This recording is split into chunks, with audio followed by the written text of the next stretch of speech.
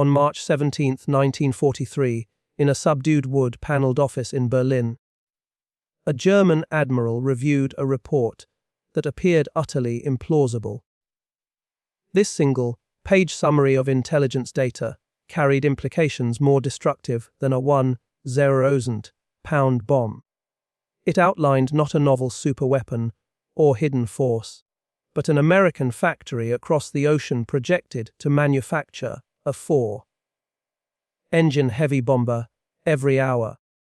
To Germany's high command, it seemed like absurd US propaganda, worthy only of ridicule.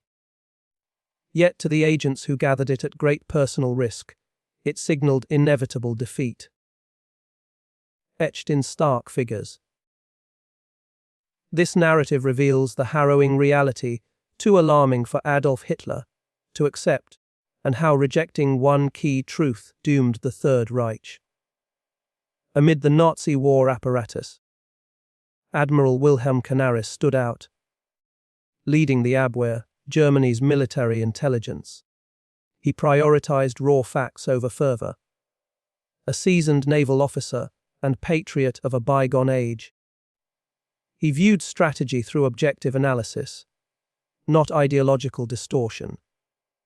His allegiance lay with Germany, compelling him to deliver unfiltered truths, however grim. The Abwehr formed a vast network of operatives and experts worldwide, serving as the military's global censors. Early in the war, it fueled blitzkrieg triumphs with vital insights that enabled the Wehrmacht to outmaneuver foes. By early 1943, however, Berlin's atmosphere had shifted. Victories no longer dominated.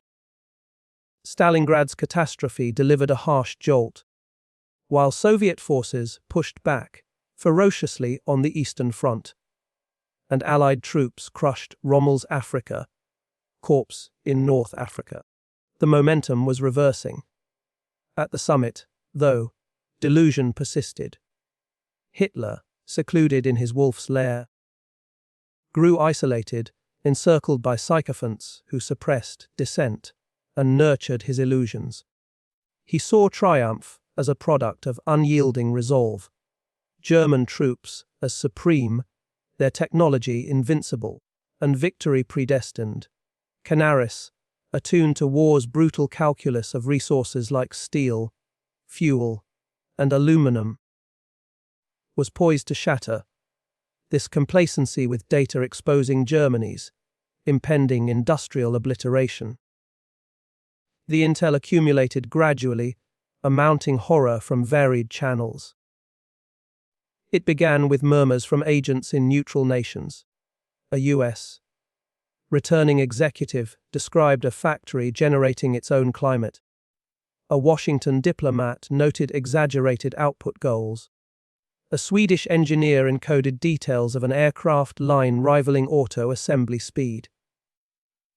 Dismissible alone, the influx at Abwehr headquarters revealed a consistent threat, all converging on Michigan's Willow Run complex.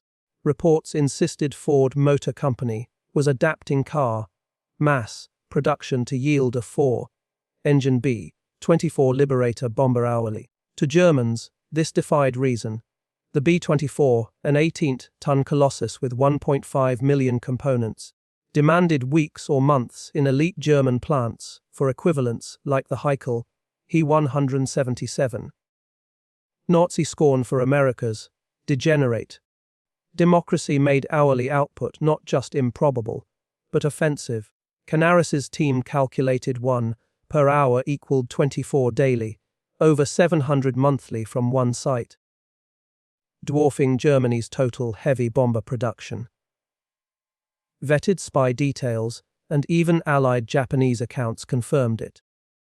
Yet Nazi doctrine deemed such feats impossible from a racially impure populace under democratic chaos, labeling the data as fabrication. Acceptance implied factories, not fighters, decided wars, and Germany had already forfeited. Far off, Willow Run embodied Roosevelt's arsenal of democracy. an unmatched behemoth on Michigan farmland. Architect Albert Kahn's vast hall, dubbed humanity's largest room, spanned over half a mile, with its line detouring 90 degrees on turntables to skirt dual county taxes. Henry Ford and Charles Sorensen vowed to assemble planes like Model Ts, deriding traditional aviation experts who claimed it unfeasible. They broke the B-24 into sub-assemblies, assigning workers repetitive tasks, drilling, riveting, for rapid training, via an on-site school producing thousands weekly.